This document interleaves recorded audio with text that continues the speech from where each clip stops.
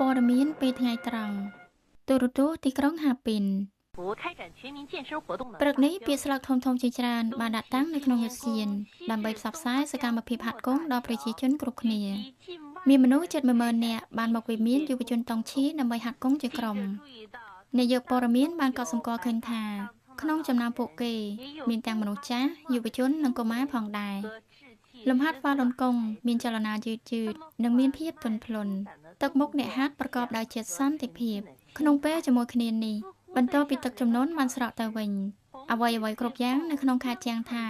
បានត្រឡប់មកសភាពដើមវិញដែលមានភាពស្រស់ស្អាតនិងស្ងប់ស្ងាត់ហើយអ្នកស្រុកកំពុងបន្តធ្វើការនិងរស់នៅប្រកបដោយភាពរីករាយនិងសន្តិភាពហាពីនពិតជាទីក្រុងទេសចរមួយដ៏ល្អស្អាត这是从20多年前的录像នេះជាវីដេអូខ្លីមួយដែលចម្លងចេញពីវីដេអូដើមកាលពីជា20ឆ្នាំមុនទោះបីរូបភាពមិនសូវច្បាស់ក៏ដោយប៉ុន្តែវាបានកត់ត្រានូវទស្សនវិជ្ជាពិតនៅពេលដែលហ្វាឡុនកុងពេញនិយមខ្លាំងបំផុតនៅក្នុងប្រទេសចិនដីគោកមនុស្សរាប់ពាន់នាក់បួសហាត់ហ្វាឡុនកុងនៅទីក្រុងហាពីនក្នុងឆ្នាំ1998走啊练法轮功去តោះពួកយើងទៅហាត់ហ្វាឡុនកុងនៅសម័យនោះការហៅទូរស័ព្ទបែបនេះគេលើកចេញទាំងញាប់នៅថ្ងៃឈប់សម្រាកឬចុងសប្តាហ៍នៅក្នុងទីក្រុងមនុស្សម្នារួតរាវទៅជួបជុំគ្នានៅវិមានឡុងពាន់ដើម្បីហាត់កុងជាក្រុមនៅទីនោះស្នាមញញឹមនៅលើផ្ទៃមុខរបស់ពួកគេគឺជាការបង្ហាញនៃធម្មជាតិអំពីអត្ថប្រយោជន៍នៃការបួសហាត់ហ្វាឡុនកុងខែតុលាឆ្នាំ1998ហាត់កុងជាក្រុមនៅឧទ្យានជាងផាន修炼者在江畔公园集体នេះជាខែតុលាឆ្នាំ1998អ្នកបួសហាត់ហ្វាឡុនកុងនៅក្នុងទីក្រុងហាពីនកំពុងហាត់កុងជាមួយគ្នានៅក្នុងឧទ្យានជាងផានក្បែរមាត់ទន្លេដោយសារលំហាត់ទាំង5របស់ហ្វាឡុនកុងមានលក្ខណៈសាមញ្ញយឺតទន់ភ្លន់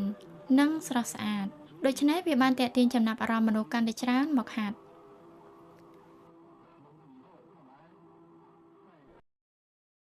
ក្នុងឆ្នាំ1998វាជាឆ្នាំដែលរុងរឿងបំផុតសម្រាប់ហ្វាឡុនកុងនៅក្នុងប្រទេសចិនដីគោក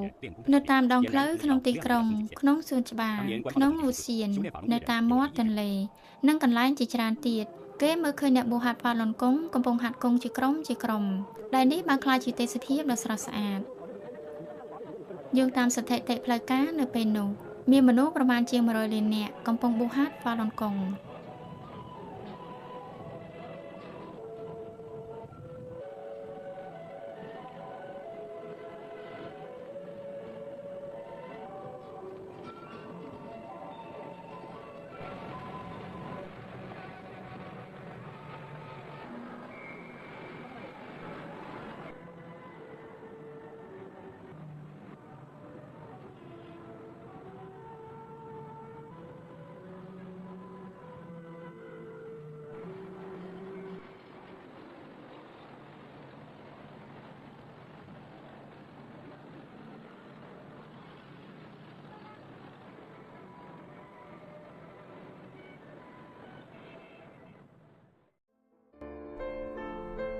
法轮功是什么？ ហ្វាឡុនកុងគឺជាអ្វី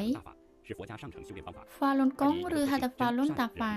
គឺជាមហាធម៌ជាន់ថ្នាក់ខ្ពស់នៃពុទ្ធវង្សដែលយកចរិតពិសេសរបស់ចក្រវាឡគឺសច្ចករណាខន្តីជាគោលការណ៍នៃការបួសហាត់និងរួមជាមួយការហាត់5មេលំហាត់ស្រាល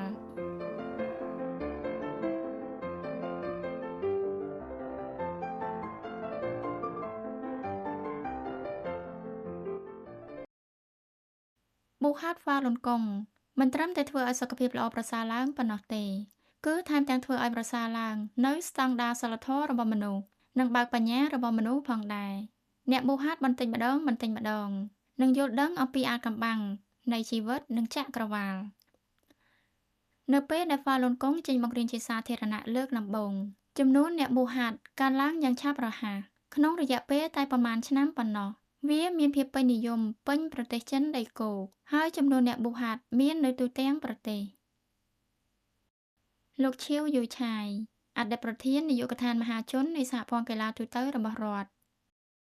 នេះគឺជាសន្និសីទលើកទី1នៅឆ្នាំ1998វាជាការស៊ើបអង្កេតសម្ងាត់មួយរបស់ក្រុមជៀងជីមីនដោយមានគោលបំណងស្វែងរកកំហុសរបស់ហ្វាឡុនកុងដើម្បីអាចដាក់ទោសហ្វាឡុនកុងប៉ុន្តែដោយសារអ្នកស៊ើបអង្កេតទាំងនោះមិនបានដឹងអំពីគោលបំណងពិតប្រាកដនៃការស៊ើបអង្កេតរបស់អាជ្ញាធរនោះទេដូច្នេះនៅក្នុងវេទិកា អ្នកស៊ើបអង្កេតទាំងនោះបាននិយាយសរសើរអំពីភាពអស្ចារ្យរបស់ Falun Gong ថាវាអាចព្យាបាលជំងឺយ៉ាងអច្ឆរិយៈ 是我的博士生导师了，还去 នៅ 搞一 ឆាង 干 ឈុនមានមនុស្សប្រមាណ 10,000 នាក់កំពុងបួសហាត់ Falun Gong ហើយជាន់ថ្នាក់របស់ពួកគេក៏ខ្ពស់គួរសមមិនថាវិទ្យាល័យមហាវិទ្យាល័យសាស្ត្រាចារ្យអ្នកគ្រប់គ្រងថ្នាក់បណ្ឌិតកម្មាភិបាលជាន់ខ្ពស់ពីកម្មករដល់បញ្ញវន្តជាន់ខ្ពស់និងមនុស្សគ្រប់ជាន់ថ្នាក់សុទ្ធតែបានដឹងអំពីភាពអស្ចារ្យរបស់ Falun Gong Falun Gong ពិតជាមានភាពអច្ឆរិយៈហើយគ្មាននរណាបដិសេធវាទេក្រោយពីបានធ្វើការស៊ើបអង្កេតយើងបានសរសេររបាយការណ៍ស៊ើបអង្កេតមួយផ្ញើទៅរដ្ឋបាលទូទៅរដ្ឋដែលមានសេចក្តីថាយើងជឿជាក់ថា Falun Gong ក៏មានភាពអច្ឆរិយៈវាជួយលើកកម្ពស់ស្ថិរភាពសង្គមនិងវប្បធម៌បួសហាត់ខាងស្មារតីវិញ្ញាណនិងមានភាពច្បាស់លាស់លោកលីយ៉ាវតុងអតីតនាយករងការិយាល័យទូទៅនៃសហព័ន្ធកីឡាខេត្តហៃឡុងជាង否则的话不会有人参加。 មនុស្សជាច្រើនកំពុងបួសហាត់ Falun Gong ហើយទទួលបានសុខភាពល្អមាំមួនដូច្នេះប្រសិនយើងដាក់កំហិតទៅ Falun Gong នោះនឹងគ្មាននរណាអាចរៀនវាបានទេមុននេះមានគេសួរយើងថាតើយើងមានដាក់កំហិតលើ Falun Gong ឬទេពួកយើងគ្មានហេតុផលក្នុងការដាក់កំហិតលើ Falun Gong ទេហើយសម្រាប់ខេត្តហៃឡុងជាងរបស់ពួកយើងរត់តែគ្មានដាក់កំហិតអ្វីលើ Falun Gong ទេថ្ងៃណាមួយនៅពេលអនាគតខ្ញុំប្រហែលជាអាចក្លាយជាអ្នកជួយចិត្ត Falun Gong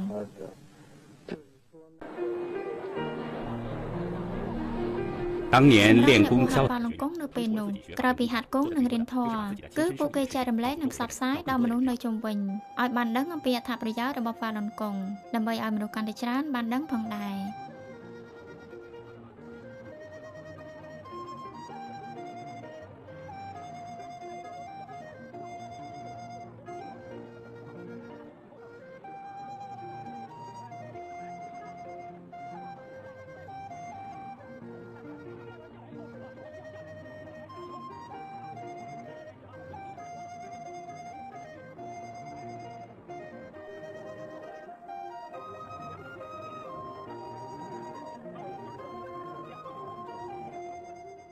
ហាត់គង់ជាក្រុមដើម្បីរំលឹកខួបទី4នៃការបង្រៀនមហាធម៌របស់លោកគ្រូលីហុងជឺនៅទីក្រុងហាពីន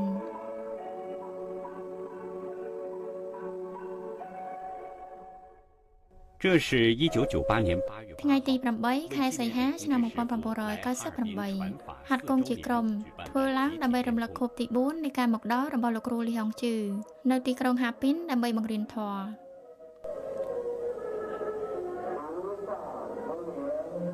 មេលំហាត់ទី1ព្រះពុទ្ធសម្ដែងដៃ1000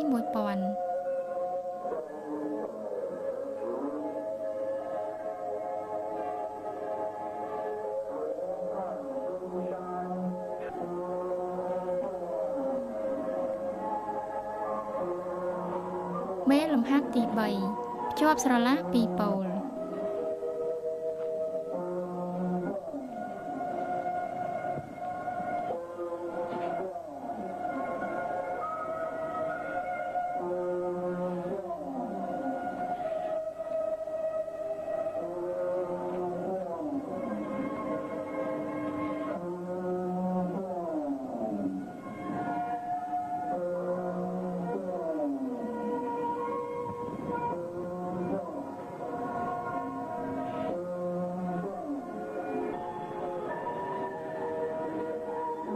មេលំហាត់ទី4វងសកលហ្វាឡុន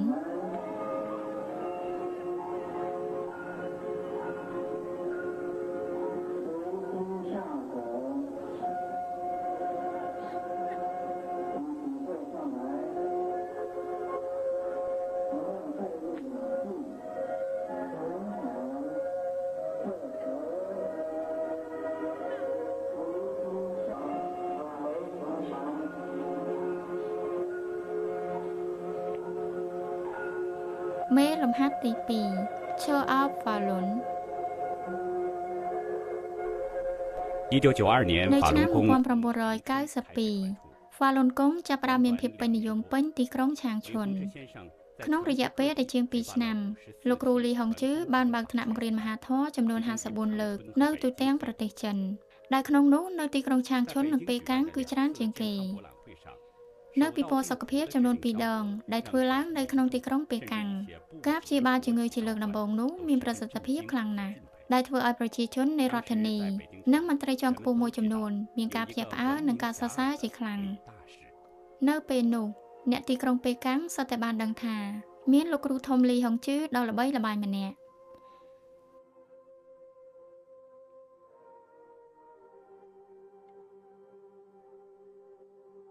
មេលំហាត់ទី5ពង្រឹងទេពអំណាច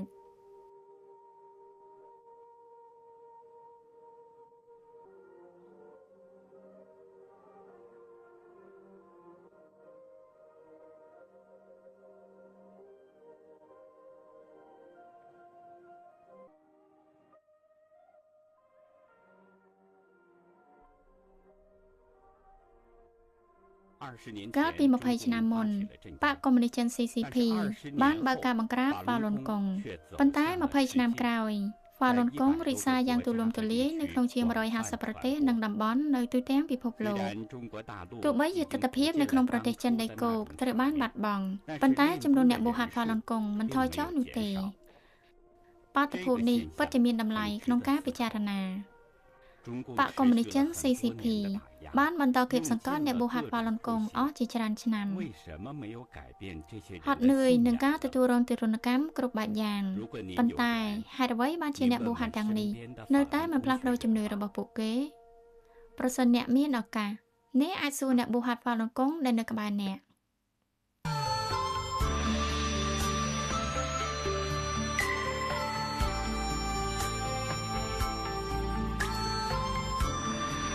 ហ្វាឡុនតាប៉ាផ្សព្វផ្សាយពេញពិភពលោកខ្យល់បក់ការី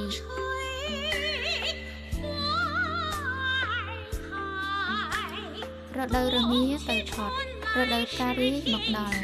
តើជីវិតនឹងត្រូវទៅទីណាស្ដាប់ការពិតហើយកុំវង្វេង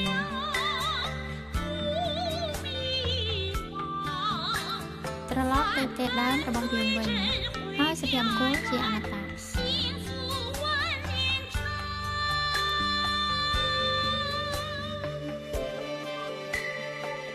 ខ្សែភាពយន្តនេះគឺផ្អែកលើទស្សនវិជ្ជាដើមមជ្ឈមណ្ឌលសិក្សាហ្វាឡុនកុងទីក្រុងហាពីនវីដេអូឆ្នាំ1998បទចម្រៀងដកស្រង់ចេញពីគេហទំព័រចិនជៀនដែលមានចំណងជើងថារដូវរងាទៅផុតរដូវផ្ការីកមកដល់